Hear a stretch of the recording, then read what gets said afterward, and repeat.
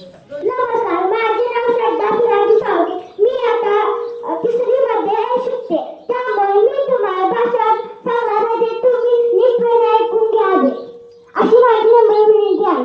आजच्या प्रमुख प्रमुख पाहुणे, माझे शिक्षक आणि बालमित्रांनो, आज 26 जानेवारी हा भारताचा प्रजासत्ताक दिन साजरा केला जातो.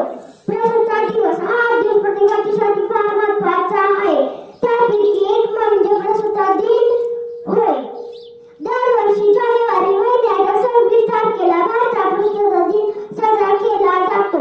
आपला भारत देश 15 ऑगस्ट 1947 रोजी स्वतंत्र झाला. भारताची लोकशाही राज्यघटना 26 जानेवारी 1950 रोजी अंमलात आली. म्हणून हा प्रजासत्ताक दिन म्हणून मानला जातो.